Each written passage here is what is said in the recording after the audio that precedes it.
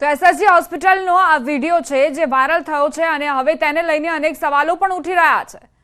હાર્દિક મારા સંવાદદાતા જોડાઈ ગયા છે વધુ જાણકારી સાથે। હાર્દિક, આ જે વિડીયો વાયરલ થયો છે તેમાં જે સાધનો છે ઓપરેશન માટેના જીદ થઈ રહી છે કે એ જ વેપારી પાસેથી ખરીદવા જોઈએ જેનાથી ડોક્ટર સાથે સાંઠગાંઠ છે વેપારીની।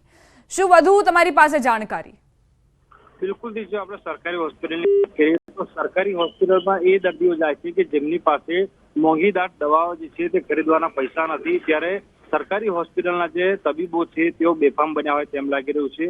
જે ગરીબ દર્દી છે કે જે મજબૂરીના મારે હોસ્પિટલ પર આવે છે તેમની સાથે નફાખોરી કરવાની જે લાઈમાં આ તબીબો જે છે તે દર્દીઓના જીવ પણ જોખમમાં મૂકી રહ્યા છે। આ જે વિડીયો વાયરલ થઈ રહ્યો છે તેમાં જોઈ શકાય છે કે તબીબ જે છે તે દર્દીના સગા સામે જીદ કરી રહ્યા છે કે અમે કહીએ એ વેપારી પાસેથી તમે ઓપરેશનના સાધનો લાવો અને આ જે વેપારી છે તેઓ તબીબને કમિશન। હાર્દિક, આપને અટકાવવા માંગીશ। એસએસજી હોસ્પિટલના આરએમઓ હિતેન્દ્ર ચૌહાણ અમારી સાથે જોડાઈ ગયા છે। સર, આ એક વિડીયો વાયરલ થયો છે એસએસજી હોસ્પિટલનો અને તેમાં એવા આરોપો મૂકવામાં આવી રહ્યા છે કે ઓપરેશનના જે સાધનો છે ડોક્ટર જીદ કરે છે કે જે એ રેકમેન્ડ કરશે ત્યાંથી જ આ સાધનો ખરીદવા જોઈએ। તમારી શું પ્રતિક્રિયા આ આરોપોને લઈને? જો આવું ખરેખર બન્યું હશે તો એ નિંદનીય છે અને સત્યતા ચકાસી અને એનું યોગ્ય નિરાકરણ લાવવા અમે ચોક્કસ પ્રયત્ન કરીશું અને અમે અત્યારે એસએસજી હોસ્પિટલ ખાતે બધી સેવાઓ ફ્રીમાં પૂરી પાડીએ જ છીએ। તો સર, તમારી તરફથી એવા સ્ટ્રિક્ટ ત્યાં ઇન્સ્ટ્રક્શન આપેલા છે તમામ તબીબોને કે આ પ્રકારની કોઈ જ પ્રવૃત્તિ તેમને નથી કરવી? ઓલરેડી આપીએ જ છે અને અપાતા રહે જ છે, પણ છતાં પણ જો આવું બનતું હોય તો અમે એના પર ચોક્કસ પગલાં લઈશું। તમને કોઈ એવો વિડીયો અથવા તો કોઈ એવી જાણકારી અથવા તો દર્દી તમારા સુધી પહોંચ્યા હોય, કોઈ ફરિયાદ તમને મળી હોય? ના, હાલના તબક્કે મારી પાસે નથી। અચ્છા, તો તમે ક્યારથી આ તપાસ શરૂ કરશો? કારણ કે વિડીયો ખૂબ વાયરલ થયો છે અને એમાં 2 થી 3 લોકો એવું કહી રહ્યા છે, આરોપોને લઈને પણ પોતાની વાત રજૂ કરી રહ્યા છે, તો તમારું શું કહેવું છે તેને લઈને? જલ્દી, એકદમ જલ્દી તપાસ કરીશું। એ વિડીયો તમે તમારા જે સ્ટાફ છે જે ત્યાં દેખાઈ રહ્યા છે વિડીયોમાં પણ જોવા મળી રહ્યા છે, શું તેમની પાસેથી કોઈ પૂછપરછ કરશો તમે?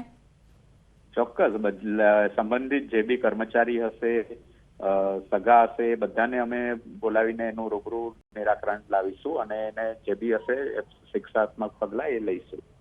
અચ્છા, જે સાધનો ઓપરેશનમાં પૂરા પાડવામાં આવતા હોય છે એ તમામ એસએસજી હોસ્પિટલ પોતે જ વ્યવસ્થા કરે છે કે કોઈ એવા વેપારી પાસેથી જ કોન્ટ્રાક્ટ આપેલો છે અથવા તો કોઈ એવી વ્યવસ્થા કરવામાં આવી છે જેને લઈને આપ જાણકારી આપી શકો અમને? એસએસજી હોસ્પિટલમાં જે તબીબી સાધનો ખરીદાય છે એ પૂરતી સરકારી પ્રક્રિયાથી જ ખરીદાય છે અને એમાં કોઈ પણ જાતનું એ હોતું નથી અને અમુક સાધનો તો આપણને ગુજરાત ગવર્મેન્ટ જ પ્રોવાઈડ કરતા હોય છે। એટલે કોઈ વેપારી પાસેથી કોઈ ચોક્કસ વેપારી હોય અથવા તો કોઈ ચોક્કસ કોન્ટ્રાક્ટર હોય એવું નથી? ડાયરેક્ટ પેશન્ટ કોઈ થતું જ નથી। અમારું અહીંયા પરચેઝ વિભાગ છે એ પોતાની સરકારી રાહે ખરીદી કરતું હોય છે। અચ્છા, કોઈ ડોક્ટરનું એવું વર્ચસ્વ હોય આ હોસ્પિટલમાં એક હથ્થું શાસનની રીતે અને તે જીદ કરતા હોય તેવી કોઈ ફરિયાદ તમને મળી હોય? હાલના તબક્કે મારી પાસે કોઈ ફરિયાદ નથી। તમે કઈ રીતે હવે આગળની તપાસ આગળ વધારશો? ચોક્કસ, એના માટે જે બી અમારે જો કમિટી રચવાની હશે તો કમિટી રચીશું, જે બી એના આગળના સ્ટેપ લેવાના હશે અમે સરકારી રાહે પૂરેપૂરા લઈશું। આભાર સર અમારી સાથે વાતચીત માટે। તો હિતેન્દ્ર ચૌહાણ, આરએમઓ એસએસજી હોસ્પિટલના, તેમનું કહેવું છે કે અત્યાર સુધી કોઈ ફરિયાદ નથી મળી, પરંતુ આ વિડીયો વાયરલ થયા બાદ અમે ચોક્કસ તપાસ કરીશું।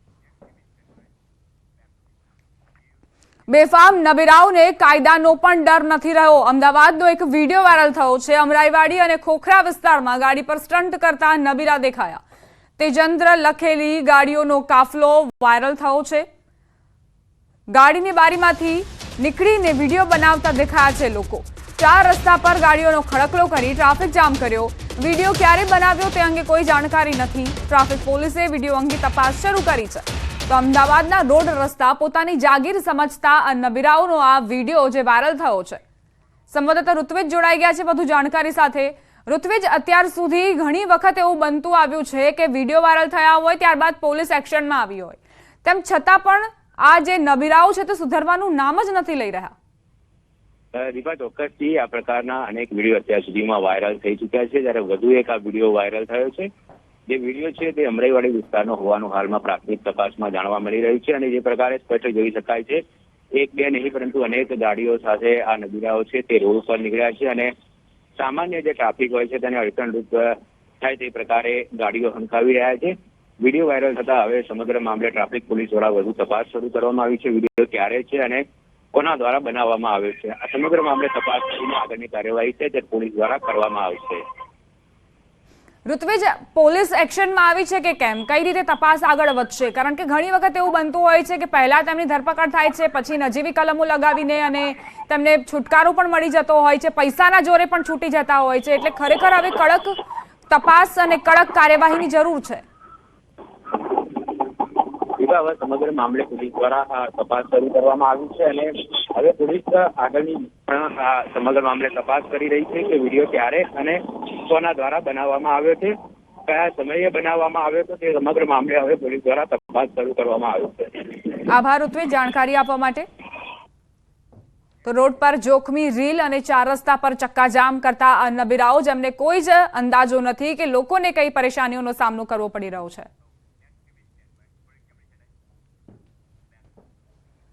જૂનાગઢથી સમાચાર. હવામાં ફાયરિંગનો વિડીયો વાયરલ થયો છે. રામ કટારા નામના શખ્સે ફાયરિંગ કર્યું. પોલીસે રામ કટારા સામે ફરિયાદ નોંધી. અન્ય 2 શખ્સો સામે પણ ફરિયાદ દાખલ કરવામાં આવી છે. હવામાં ફાયરિંગ કરતો આ શખ્સ, જેને કાયદો વ્યવસ્થાનો કોઈ જ ડર નથી, રામ કટારા નામનો આ શખ્સ જેને ફાયરિંગ કર્યું, અને આ વ્યક્તિ જે પોતાનો રોફ જમાવવા માટે આ ફાયરિંગ કરતો નજરે પડ્યો. અત્યારે આ વિડીયો ખૂબ વાયરલ થઈ રહ્યો છે. જરૂર છે કે પોલીસ જાગે અને આ વ્યક્તિ સામે પગલાં લે. હવામાં 1 રાઉન્ડ ફાયરિંગ કરતો નજરે પડી રહ્યો છે. બેફામ તેનો વિડીયો પણ ઉતરાવવામાં આવ્યો છે અને તેને સોશિયલ મીડિયામાં વાયરલ પણ કર્યો છે. પૂર્વ સાંસદના ભત્રીજા પર ફાયરિંગ થતા મોત નીપજ્યું. છોટાઉદેપુરના પૂર્વ સાંસદ અને ટ્રાઇફેડના ચેરમેન રામસિંહ રાઠવાના ભત્રીજા પર ફાયરિંગની ઘટના બની. ક્વાંટ તાલુકાના પીપલદી ગામે આ ઘટના બની છે. પોલીસે પીપલદી ગામના જ 2 શખ્સો સામે ફરિયાદ નોંધી. આરોપી શંકર સંજી રાઠવા અને અમલા રેવજી રાઠવા બાઇક ઉપર આવ્યા હતા, જેમાં આરોપી શંકર રાઠવાએ કુલદીપ પર ફાયરિંગ કર્યું. અગાઉ ગ્રામ પંચાયતની ચૂંટણીમાં થયેલા ઝઘડાની અદાવતમાં હત્યા થઈ હોવાનું પોલીસનું માનવું છે. આરોપી શંકર રાઠવા નિવૃત્ત આર્મી જવાન છે. રામસિંહ રાઠવાના નાના ભાઈ જામસિંહ રાઠવાના પુત્ર કુલદીપનું મોત થયું છે. કોણે ફાયરિંગ કર્યું, હત્યા પાછળનું શું કારણ, એ દિશામાં પણ પોલીસ તપાસ આગળ વધી રહી છે. ભત્રીજાની હત્યા મામલે પૂર્વ સાંસદે નિવેદન આપ્યું. મારો ભત્રીજો ગામમાં લોકપ્રિય હતો, ઈર્ષ્યાના કારણે હત્યા થઈ હોવાની મને શંકા છે. ચૂંટણીમાં લડે નહીં તેથી કાંટો કઢાયાની શંકા. મને ખ્યાલ નથી કે ભત્રીજાને કોઈ ધમકી મળતી હતી. પૂર્વ સાંસદના નાના ભાઈના પુત્રની હત્યા નિપજાવવામાં આવી છે. આખરે કયા કારણોસર તે હજુ પોલીસ તપાસ બાદ જ બહાર આવશે. 2 શખ્સ આવ્યા બાઇક પર અને ત્યારબાદ કુલદીપ પર ફાયરિંગ કર્યું અને તેની હત્યા નિપજાવી દીધી. હવે અંગત અદાવતમાં અથવા તો કોઈ ઝઘડાના કારણે આ હત્યા કરવામાં આવી, તેને લઈને પણ પોલીસ તપાસ આગળ વધારવામાં આવી છે. સીધી અણબનાવ બન્યો હોય એવું અમારા ધ્યાનમાં નથી આવ્યું, પણ એ બધું હવે પોલીસના પેલા એમાં બહાર નીકળશે જે હશે તે, ને ધીરે ધીરે એની બધી જ કડીઓ ખુલશે. મોટા ભાગે તો મને એ ડાઉટ છે કે રાજકીય ષડયંત્ર જ હોઈ શકે, બાકી બીજું કોઈ આ બાબતમાં કંઈ લાગતું નથી. ભત્રીજાની હત્યા મામલે પૂર્વ સાંસદે પણ નિવેદન આપ્યું. મારો ભત્રીજો ગામમાં લોકપ્રિય હતો, ઈર્ષ્યાના કારણે હત્યા થઈ હોવાની તેમણે શંકા વ્યક્ત કરી. ચૂંટણીમાં લડે નહીં તેથી કાંટો કઢાયાની પણ તેમણે વાત કરી. મને ખ્યાલ નથી કે ભત્રીજાને કોઈ ધમકી મળતી હતી. સીધી અણબનાવ બન્યો હોય એવું અમારા ધ્યાનમાં નથી આવ્યું, પણ એ બધું હવે પોલીસના પેલા એમાં બહાર નીકળશે જે હશે તે, ને ધીરે ધીરે એની બધી જ કડીઓ ખુલશે. મોટા ભાગે તો મને એ ડાઉટ છે કે રાજકીય ષડયંત્ર જ હોઈ શકે, બાકી બીજું કોઈ આ બાબતમાં કંઈ લાગતું નથી. 2-3 વર્ષ પહેલાં જે સરપંચની ચૂંટણી હતી ને, એમાં સભ્યપદ પર જે શંકરભાઈ ઉભા રહ્યા હતા એ અમારા વિરોધમાં હારી ગયા હતા. ત્યારે પણ 2 વાર ઘરે આવીને ધમકી આપીને ગયા હતા કે તમને મારી નાખીશ, જીવા નહીં દઉં, અને એ વસ્તુ ગઈકાલે એ કરીને ગયા છે કે જે પહેલાં ધમકી આપી હતી એ કાલે એ કર્યું જ છે પૂરું। जो शंकर भाई राठवा और कुलदीप भाई राठवा पंचायत के इलेक्शन में दोनों अपोजिट ग्रुप्स में इलेक्शन लड़ रहे थे और कुलदीप भाई राठवा उस इलेक्शन में का जो ग्रुप था उस इलेक्शन में विनर निकला था। इस वजह से उन दोनों के बीच में अदावत चलती रहती थी।